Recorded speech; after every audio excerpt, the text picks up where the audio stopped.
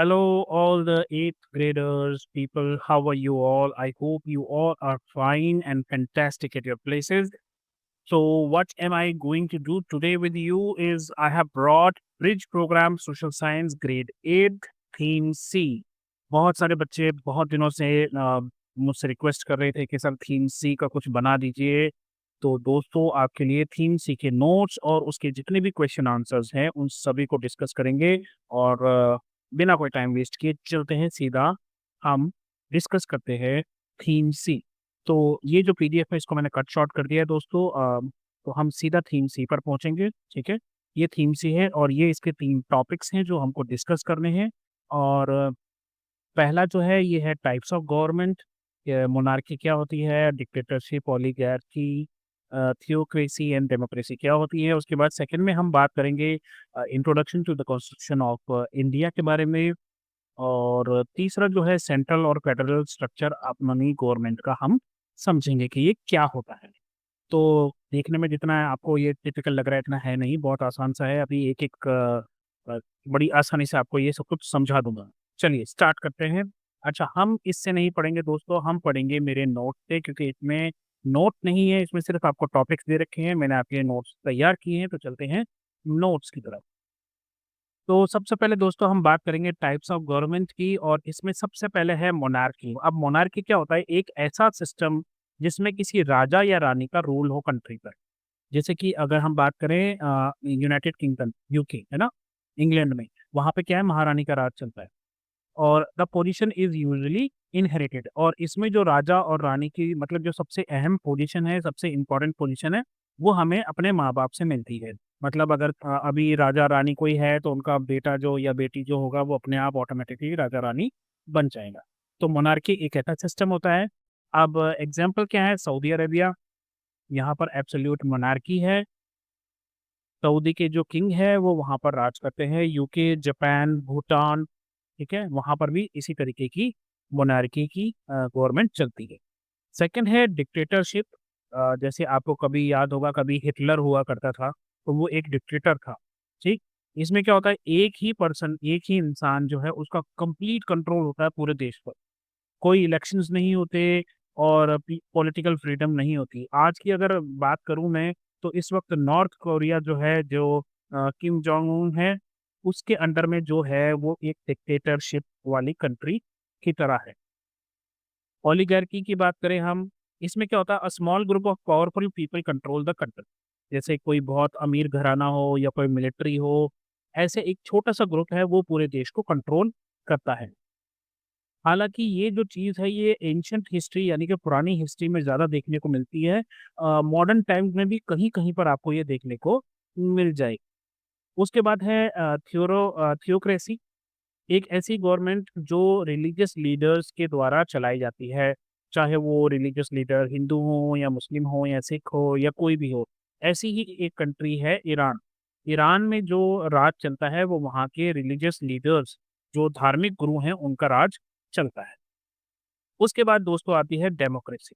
Democracy क्या है? एक ऐसी गवर्नमेंट जहाँ पर लोग चुनते हैं अपने नेता को, जैसे कि इंडिया या यूएसए और फ्रांस। ये 3 कंट्रीज़ है जहाँ डेमोक्रेसी है। हम यहाँ पर, हमारे यहाँ हर साल 5 साल बाद जो है इलेक्शंस होते हैं। हम अपने प्रधानमंत्री के लिए मतलब वोटिंग होती है। प्रधानमंत्री इन द सेंस मतलब हम जो है एमपीज़ को चुनते हैं और एमएलएज़ को चुनते हैं। मतलब हम चुनते हैं कि हमें कौन-सी गवर्नमेंट चाहिए। उसके बाद यहाँ पर दोस्तों ये सेक्शन ए है जिसमें आपको मैच द फॉलोइंग करना है। अच्छा, हर एक जो ये 3 टॉपिक्स इन्होंने दिए हैं, हर 3 टॉपिक्स पे इन्होंने यहाँ पर कुछ क्वेश्चन्स हमें दिए हैं टेस्ट करने के लिए कि हमें जो हमने अभी पढ़ा वो आता है या नहीं। जैसे डिस्क्रिप्शन है, यहाँ पर क्या है, match the following citizen vote for their leader and have equal rights. तो वो कहाँ पर होता है? वो होता है हमारे देश में, और हमारे देश में क्या है? डेमोक्रेसी। तो आप इसको ऐसे ही कनेक्ट कर दीजिए। Religious leader govern based on religious law. तो ऐसी कौन सी कंट्री थी? अभी हमने बात की थी ईरान। तो ईरान में क्या है? ईरान में है थियोक्रेसी। तो इसको आप ऐसे कनेक्ट कर दीजिए। A small group of wealthy और इन्फ्लुएंशियल पीपल रूल, मतलब कुछ लोगों का ही जो है कब्जा हो पूरे देश पे, उसको हम बोलते हैं ओलिगार्की। उसके बाद एक इंसान जो है वो सारी पावर को होल्ड करके रखता है, तो दैट बिकम्स योर डिक्टेटरशिप। और जब पावर इनहेरिट की जाती है राजा या रानी से, तो वो बन जाता है मोनार्की। तो in this way you will complete this. उसके बाद सेक्शन बी में फिल इन द ब्लैंक्स है। In a democracy citizen have the right to. क्या राइट होता है डेमोक्रेसी में? वो वोट कर सकता है। तो आप यहाँ पर लिखेंगे vote and select their representative. उसके बाद सेकंड है, dash is a type of government. अच्छा, कुछ लोग इसको गवर्नमेंट बोलते हैं, गवर्नमेंट नहीं, government. Government where a king और क्वीन रूल्स, तो देश पे राज, उसको हम बोलते हैं मोनार्की। तो आप यहाँ पर लिख देंगे मोनार्की। उसके बाद यहाँ दो क्वेश्चंस हैं, इनके आंसर्स। तो ये रहा, in a democracy citizen have the people have the right to vote आ गया, और यहाँ पर मोनार्की आ गया। अब क्वेश्चंस के आंसर्स देख लेते हैं। What is the main difference between monarchy and democracy? तो हमें पता है मोनार्की में राज किसका होता है, राजा का या रानी का। और जो पावर होती है वो मतलब इनहेरिटेड होती है, मतलब हमें अपने माँ बाप से मिली भी होती है। हाँ, अगर हमारे माँ बाप को राजा रानी है तो हम भी आगे चलकर राजा रानी बनेंगे। डेमोक्रेसी में ऐसा नहीं होता, वहां पर लोग चुनते हैं अपने लीडर्स को, और हर किसी के पास इक्वल राइट्स होती है एंड अ से in how the government is run. और इस तरीके से लोग कह सकते हैं कि सरकार जो है वो कैसा काम कर रही है, नहीं कर रही है, क्रिटिसाइज कर सकते हैं उसको। Second, why is democracy considered a government for the people? Democracy को ऐसा क्यों कहा जाता है कि ये लोगों की लिए सरकार है? Democracy is called government for the people क्यों कहा जाता है ऐसा? पहली बार, लोग जो हैं अपने लीडर्स खुद चुनते हैं वोटिंग के द्वारा। सेकंड, हर किसी के पास राइट्स जो है वो बराबर है, चाहे वो किसी भी कास्ट का हो, रिलीजन का हो, बैकग्राउंड का हो, कोई फर्क नहीं पड़ता, सबके जो अधिकार हैं वो बराबर है। लॉज जो है वो सबके लिए बनते हैं, और ऐसा नहीं होता कि कोई लॉ जो है वो किसी के लिए बने और बाकियों के लिए वो लॉ एप्लीकेबल ना हो। लॉ के सामने सभी बराबर है। सिटीजन जो है वो अपनी ओपिनियंस को एक्सप्रेस कर सकते हैं, अपने इश्यूज को रेज कर सकते हैं, और चेंजेस करने में मदद कर सकते हैं, मतलब क्रिटिसाइज कर सकते हैं गवर्नमेंट को कि तुम ये काम सही नहीं कर रहे हो। तो गवर्नमेंट को समझ में आता है, अच्छा भैया ये काम हम सही नहीं कर रहे, तो फिर हमें इसको बदलना पड़ेगा। उसके अलावा it ensures fairness, freedom and participation in decision making process. तो जितने भी डिसीजन मेकिंग होती है उसमें लोगों की भागीदारी होती है। उसके बाद सेकंड है हमारा दोस्तों, introduction to constitution of India. Brief overview की बात करेंगे, हम डीप में ज़्यादा नहीं जाएंगे। प्रीएम्बल के बारे में बात करेंगे, फंडामेंटल राइट्स और ड्यूटीज़ के बारे में बात करेंगे। तो सबसे पहला जो हमें चीज़ समझनी है कि हमें कॉन्स्टिट्यूशन की ज़रूरत ही क्या है, क्यों चाहिए।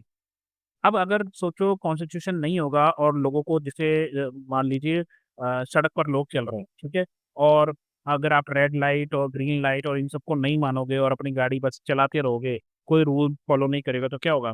एक्सीडेंट हो गया रब्बा रब्बा, राइट। और फिर द पर्सन इज इन अ डब्बा, क्योंकि पैक होकर ही जाएगा वो।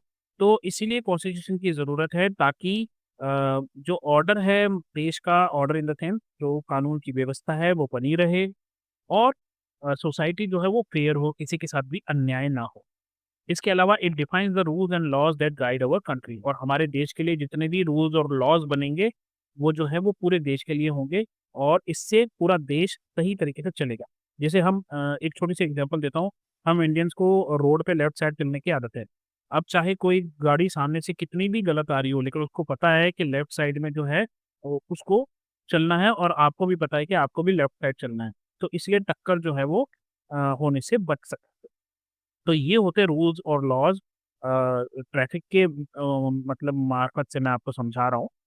तो इसके बाद है आपका मेकिंग ऑफ कॉन्स्टिट्यूशन। अब मेकिंग ऑफ कॉन्स्टिट्यूशन, जैसे हमारा आपको पता है, सबको पता है कि हमारा जो है constitution doctor B R Ambedkar की जो है चेयरमैनशिप के अंदर हुआ था, ठीक। तो ये कॉन्स्टिट्यूएंट असेंबली ने ड्राफ्ट किया था, इसको बनने में लगभग 3 साल लग गए थे दोस्तों।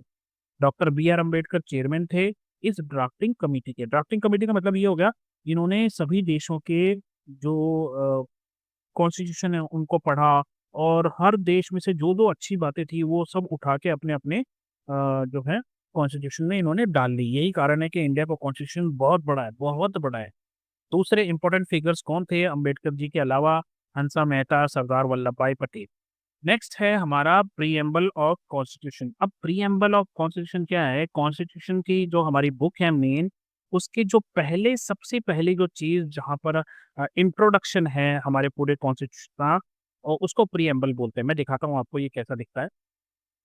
ये इस तरीके से दिखता है दोस्तों, है ना? यहाँ पर साफ-साफ लिखा है preamble, we the people of India have solemnly resolved to constitute India into a sovereign, socialist, secular, democratic republic and to secure to all its citizens। ये हिंदी में भी आपको मिलेगा, ठीक है? अगर आप ढूँढोगे preamble of constitution of India in Hindi तो वो आपको वहाँ से आपको पता लगेगा। तो ये हमारा जो है मेन मतलब जैसे कोई हमारी किताब है, उस किताब को इंट्रोडक्शन जिस तरीके से दिया जाता है ना, तो this is called preamble of India constitution of India.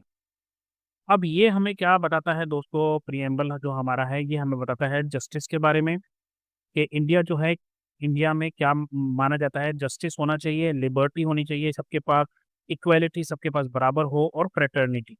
Fraternity का मतलब हो गया बंधुत्व की भावना मतलब भाईचारे की भावना आपस में प्रेम की जो भावना है उसको बोलते हैं। अच्छा यही जो प्रीएम्बल है ये डिक्लेयर करता है इंडिया को अभी मैंने आपको पढ़ के बताया सोवर्न है ये सोशलिस्ट है, सेक्युलर है, डेमोक्रेटिक है और रिपब्लिक है हमारा देश का कानून। अब आप सोच रहे होंगे सर ये सोवर्न क्या है, सोशलिस्ट क्या है, सेक्युलर क्या है? देखो सोवर्न का मतलब होता है कि इंडिया जो है वो इंडिपेंडेंट है। मतलब ये अपने लॉज़ खुद बनाता है, डिसीजंस खुद लेता है और इस पर किसी भी दूसरे देश का कोई कंट्रोल नहीं। उसके बाद बात करते हैं सोशलिस्ट की। तो सोशलिस्ट का मतलब है इंडिया ये चाहता है कि जो अमीर और गरीब हैं उनके बीच में कोई गैप ना रहे और सबको बराबर की अपॉर्च्युनिटी मिले। ये हो गया सोशलिस्ट का मतलब है। अब सेक्युलर का मतलब क्या हुआ कि इंडिया का कोई भी ऑफिशियल रिलीजन नहीं है, कोई ऑफिशियल रिलीजन नहीं, ठीक?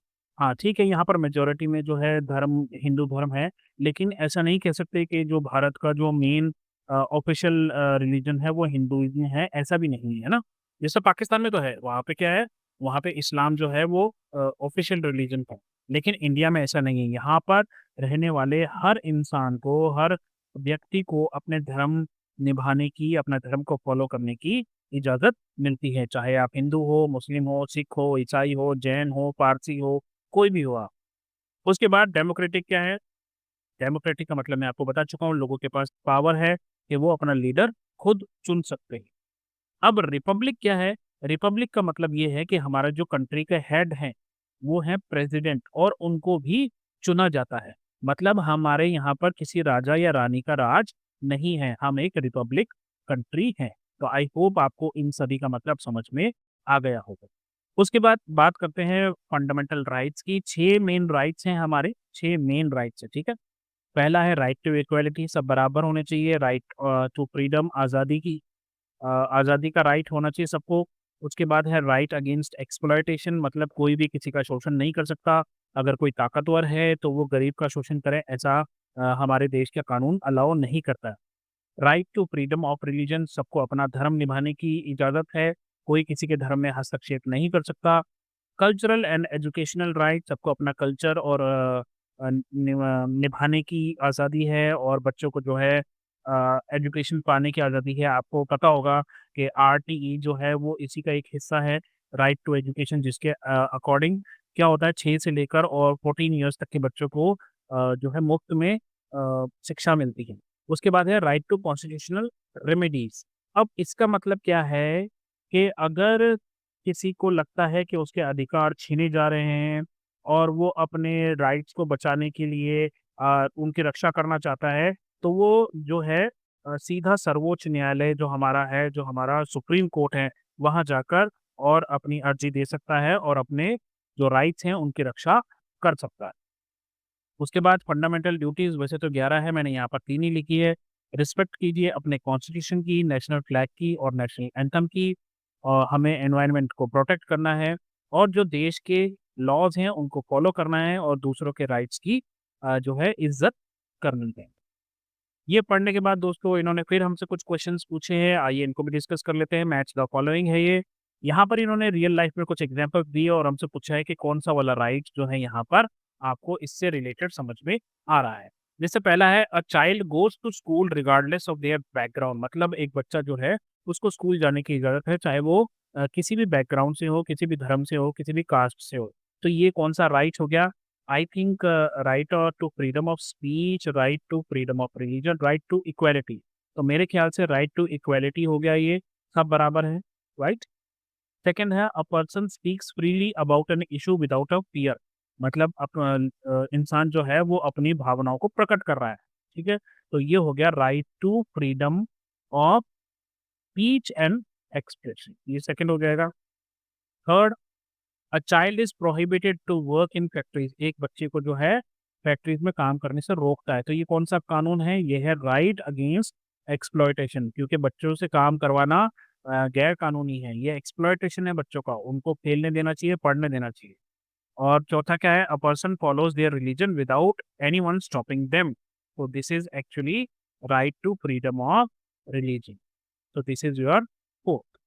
इसके बाद दोस्तों यहाँ पर कुछ फिलअप्स हैं और दो क्वेश्चंस हैं। तो क्वेश्चन आंसर हम डिस्कस करेंगे हमारे नोट्स में। आइए फिलअप्स को देखते हैं क्या है। The constitution of India is the dash law of the country, constitution of India क्या है? ये सुप्रीम लॉ है, मतलब सबसे बड़ा जो लॉ है वो यही है, सुप्रीम लॉ है ये हमारे देश का। Serving as the foundation of for governing the nation, और इसी के हिसाब से सारी सरकारें काम करती हैं। The constitution of India was adopted by dash, कौन सी असेंबली? कॉन्स्टिट्यूएंट असेंबली ने जो है इसको अडॉप्ट किया था, कब? 26 नवंबर 1949 को। और ये लागू कब से हुआ था? ये लागू हुआ था 26 जनवरी 1950 से, 1950 से ये लागू हो गया था। तो इस तरह से आप इनके आंसर्स लिख सकते हैं। ये रहे फिलअप्स, मैंने आंसर लिख दिए हैं। अब हम बात करते हैं क्वेश्चंस आंसर्स की। तो पहला है, who was the drafting committee chairman of the Indian constitution, right his contribution contribution in making constitution, मतलब जो हमारा कॉन्स्टिट्यूशन बना था, संविधान बना था, उसकी ड्राफ्टिंग कमेटी के चेयरमैन कौन थे? हमें पता है वो तो doctor B R Ambedkar ji थे। और उनका क्या योगदान है हमारे कानून बनाने में या हमारे संविधान को बनाने में, आइए उसके बाद उसके बारे में बात करते हैं। सबसे पहला, he led the team that wrote the constitution and made sure it protected the rights of all citizens. जिस टीम ने कॉन्स्टिट्यूशन को लिखा था उसके लीडर थे डॉक्टर बी आर अम्बेडकर, और उन्होंने ये मेक श्योर किया था कि जो लोग हैं, सिटीजन्स हैं, उनके राइट्स को प्रोटेक्ट किया जाए हर हालत में। He ensured that constitution included fundamental rights, equality before law and freedom for all, especially for the marginalized and backward classes. तो उन्होंने सबका ध्यान तो रखा ही, लेकिन उन्होंने जो पिछड़ी जाति के लोग हैं और वैसे लोग जो मेन स्ट्रीम में नहीं थे, जो काफ़ी पिछड़े हुए थे, जो दलित थे, जिनके ऊपर कोई ध्यान नहीं देता था, उनके बारे में सोचकर फंडामेंटल राइट्स और कानून के सामने सब बराबर है और लोगों को आज़ादी मिले, इस बारे में उन्होंने इंश्योर किया कि उनके कॉन्स्टिट्यूशन में ये लिखा हुआ हो। तीसरा है, ही वर्क हार्ड टू क्रिएट और document that ensure justice, liberty, equality and fraternity for every citizen of India. तो उन्होंने बहुत मेहनत से एक डॉक्यूमेंट तैयार किया, हालांकि हम उसको आज कॉन्स्टिट्यूशन बोल रहे हैं। एक डॉक्यूमेंट तैयार किया जिस जो ये इंश्योर करे कि हर एक जो भारत का सिटीजन है उसको जस्टिस मिले, उसको आज़ादी मिले, उसको बराबरी का मौका मिले और उसके मन में बंधुत्व की भावना हो, किसी के भी मन में किसी के लिए कोई बैर ना हो। सेकेंड क्वेश्चन है इसका, name to fundamental rights and fundamental duties and discuss why they are important. अब आपको यहाँ पर दो दो चुनने थे, मैंने दो फंडामेंटल राइट्स जो चुने हैं, पहला है राइट टू इक्वालिटी और दूसरा है राइट टू एजुकेशन। इक्वालिटी इसलिए क्योंकि ये बहुत ज़रूरी है और एजुकेशन इसलिए क्योंकि ये आपसे डायरेक्टली लिंक्ड है। तो राइट टू इक्वालिटी क्या है? हर एक जो इंसान है भारत में रहने वाला, भारत का नागरिक है, वो कानून के सामने बराबर है, कोई छोटा नहीं, कोई बड़ा नहीं। राइट टू एजुकेशन मैंने आपको बता दिया, आरटीई 6 से लेके 14 ईयर्स तक के बच्चे को फ्री एजुकेशन, कंपल्सरी एजुकेशन मिलनी चाहिए। ये हो गए आपके फंडामेंटल राइट्स। दो फंडामेंटल ड्यूटीज जो आपको करनी है, आपको रिस्पेक्ट करनी है इसकी, कॉन्स्टिट्यूशन की, नेशनल फ्लैग की और नेशनल एंथम की। इसके अलावा आपको नेचुरल एनवायरनमेंट को, forest, lakes, rivers, wildlife को बचाना है, ये भी आपकी ड्यूटी है। अब ये क्यों ज़रूरी है? फंडामेंटल राइट्स जो है वो किसी भी इंडिविजुअल की, किसी भी इंसान की जो है रक्षा करता है, किससे? अनफेयर ट्रीटमेंट से, या allow them to live with dignity, इज्जत के साथ जीना जो होता है उसकी उसको ये मेक श्योर करता है। फंडामेंटल ड्यूटीज जो है वो remind citizens of the their responsibility to the nation and help the maintain harmony and peace in the society. Duties क्या है वो हमें सिटीजन्स को याद दिलाती है कि हमारी क्या रिस्पॉन्सिबिलिटी है देश के प्रति, और हमें मिलजुल कर साथ में रहना है और शांति के साथ सोसाइटी के अंदर रहना है। तो यहाँ पर आपके ये 2 चीज़ें हैं, ये कंप्लीट होती हैं, फटाफट कंप्लीट करेंगे तीसरा वाला भी। Central and federal structure of government. अब सेंट्रल गवर्नमेंट क्या होती है पहले ये देख रहे हो। सेंट्रल गवर्नमेंट जो कानून बनाती है पूरे देश के लिए वो होती है सेंट्रल गवर्नमेंट, ठीक है? और ये नेशनल मैटर्स को हैंडल करती है। कैसे? डिफेंस का मामला हो गया, जैसे किसी देश से अगर कोई देश हम पर अटैक करता है तो उसको जवाब देना है, फॉरेन अफेयर्स और मनी की जो बात होती है ये सेंट्रल गवर्नमेंट के अंडर आता है। तो सर स्टेट गवर्नमेंट क्या होती है? ये स्टेट इश्यूज को कंट्रोल करती है, जैसे पुलिस का मामला, हॉस्पिटल, स्कूल, ये सब स्टेट का काम होता है। और हर एक स्टेट का अपना एक चीफ मिनिस्टर होता है। और फेडरल स्ट्रक्चर की बात अगर हम करें तो फेडरल स्ट्रक्चर क्या होता है? पावर जो है वो डिवाइड होती है सेंट्रल और स्टेट गवर्नमेंट के बीच में, ठीक है? जैसे इंडिया, यूएसए, कनाडा सब में जो है फेडरल सिस्टम होता है। अब यहाँ पर देखो, यहाँ कुछ और रूल्स हैं, मतलब ड्यूटीज हैं सेंट्रल गवर्नमेंट की और स्टेट गवर्नमेंट की ड्यूटीज कुछ अलग है। तो ये डिसेंट्रलाइज्ड हो गया, सारी पावर एक ही जगह नहीं है, अलग अलग पावर्स अलग अलग जगहों पर दे रखी है ताकि काम ज्यादा आसानी से हो सके। अब एक्टिविटीज फॉर फेडरल स्ट्रक्चर क्या होगा? Power game divide students into union and state and assign issues to. अच्छा, ये आपके लिए एक्टिविटीज तैयार की थी, आप इनको एक बार देख लेना, ठीक है? फील्ड विजिट के लिए आपको पंचायत जाना चाहिए, स्टेट असेंबली या पार्लियामेंट में अगर मौका मिले तो जाइए, ठीक है? नहीं तो फिर बस मन से सोच लीजिए क्या करना है। अब यहाँ पर भी असेसमेंट है, तो इस असेसमेंट में आपको सेक्शन ए में 2 फिल इन द ब्लैंक्स दे रखे हैं, सेक्शन बी में 1 क्वेश्चन है और एक ग्रुप प्रोजेक्ट दे रखा है। तो a government with central authority that controls all the decision is called a dash. एक ऐसी गवर्नमेंट जो जिसके सारे जितने भी पावर्स हैं डिसीजन मेकिंग है वो सिर्फ एक ही जगह होती है, ठीक है? ऐसी गवर्नमेंट को हम फेडरल गवर्नमेंट नहीं कहेंगे, वो होती है यूनिटरी, यूनिटरी गवर्नमेंट। और फेडरल गवर्नमेंट क्या होती है? जिसमें डिवाइड होती है पावर्स सेंटर और स्मॉलर रीजन के बीच में, जैसे कि हमारे यहाँ पर स्टेट की बात होगी, ठीक है? सेक्शन बी में क्वेश्चन है, आइए इस क्वेश्चन को पढ़ते हैं अपने नोट्स से। क्वेश्चन है, what is the main difference between a unitary government and a federal government? अब तक हम समझ चुके हैं यूनिटरी गवर्नमेंट क्या होती है। जितनी भी पावर है वो सेंटर में होती है, सेंट्रल गवर्नमेंट के पास होती है। डिसीजन मेकिंग जो है एक ही अथॉरिटी करती है, लोकल गवर्नमेंट सिर्फ उन ऑर्डर्स को फॉलो करती है और इसके अलावा कुछ नहीं करती है। फॉर एग्जाम्पल यूनाइटेड किंगडम, वहाँ रानी राजा का राज चल रहा है, यूनिटरी गवर्नमेंट है। फेडरल गवर्नमेंट में क्या होता है? पावर जो है वो शेयर्ड होती है, किस किस के बीच में? सेंट्रल गवर्नमेंट और स्टेट गवर्नमेंट या रीजनल गवर्नमेंट के बीच में। और हर लेवल पर जो पावर है अलग अलग होती है और रिस्पॉन्सिबिलिटी भी अलग अलग होती है। जैसे एग्जाम्पल क्या हो गई? इंडिया और यूनाइटेड स्टेट। अब आपको एक ग्रुप प्रोजेक्ट दे रखा है जिसमें डिजाइन करनी है आपको अपनी खुद की कंट्री, या तो फेडरल हो या यूनिटरी सिस्टम हो, और उसको प्रेजेंट करना है क्लासरूम में। तो अभी आपको कैसे करना है आप जानिए, लेकिन आपको इसमें थोड़ी-सी हेल्प कर देता हूँ मैं कि आप इसको कैसे कर सकते हैं। तो आप क्या कर सकते हो, छोटे-छोटे ग्रुप बना लो, ठीक है? और चूज़ करो, या तो फेडरल गवर्नमेंट बनानी है या यूनिटरी सिस्टम बनाना है अपनी इमेजिनरी कंट्री के लिए। उसको एक नाम दीजिए, एक फ्लैग दीजिए और बताइए कि गवर्नमेंट कैसे काम करेगी। अगर फेडरल है तो वो कई लेवल पे काम करेगी, अगर यूनिटरी है तो वो सेंट्रल लेवल पे काम करेगी। उसके बाद अपने प्रेजेंटेशन में बताइए कि आपने ये फेडरल या यूनिटरी सिस्टम क्यों चुना, पहली बात। इसका जवाब मिलते ही आपका प्रेजेंटेशन स्टार्ट। दूसरा, what power central and regional governments will have. अगर आप आई आई होप कि आप फेडरल सिस्टम चुनेंगे, तो आप बताइए कि सेंटर में जो गवर्नमेंट है और जो रीजनल गवर्नमेंट है उनके काम क्या-क्या होंगे। सैंपल लॉज़ क्या होंगे, जैसे हेल्थ का, एजुकेशन का, रोड के बारे में बात कीजिए। और बात कीजिए fun extra like official language, capital city, map के बारे में बात कीजिए और अपने ग्रुप में छा जाइए, अपनी क्लास में छा जाइए।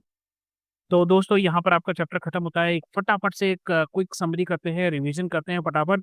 मोनार्की क्या होता है? राजा या रानी का राज। डिक्टेटरशिप क्या होती है? एक इंसान का राज। ओलिगार्की क्या होता है? छोटा सा ग्रुप जो पावरफुल ग्रुप है वो कंट्रोल करेगा। थियोक्रेसी क्या होती है? रिलीजियस जो लीडर है, धार्मिक गुरु वो चलाएँगे देश को। डेमोक्रेसी जहाँ पर लोग नेताओं को चुनेंगे। कॉन्स्टिट्यूशन क्या है? किसी भी जगह का, किसी भी देश का सुप्रीम लॉ, सबसे बड़ा लॉ। प्रीएम्बल क्या है? ये हमारे गोल्स और वैल्यूज़ बताती है इंडिया के। राइट्स क्या है? 6 इंपॉर्टेंट राइट्स थे जो हमने पढ़े। ड्यूटीज़ क्या होती है? सिटीज़न की रिस्पॉन्सिबिलिटी। फेडरल सिस्टम क्या होता है? जहाँ पर पावर शेयर की जाती है यूनियन और स्टेट्स के बीच में। मोनार्की कहाँ है? सऊदी अरेबिया और यूके में। डिक्टेटरशिप कहाँ है? नॉर्थ कोरिया में। ओलिगार्की कहाँ थी? एंशिएंट स्पार्टा में थी। थियोक्रेसी कहाँ है? ईरान में है। डेमोक्रेसी कहाँ है? इंडिया और यूएसए में है। कॉन्स्टिट्यूशन किसने बनाया? Doctor B R Ambedkar ji ने। प्रीएम्बल क्या दिखाता है? जस्टिस और इक्वालिटी। राइट्स जैसे कि right to education, duties respect the constitution, federal system, India and USA. और सबसे इंपॉर्टेंट बात दोस्तों, अगर अभी तक आपने चैनल को सब्सक्राइब नहीं किया तो सब्सक्राइब करो जल्दी से। और अपना ध्यान रखें, मम्मी पापा का कहना माने। जब भी कोई प्रॉब्लम हो तो नॉक कीजिए और बोलिए हेलो अध्यापक। ठीक है, bye bye, have fun, all the very best.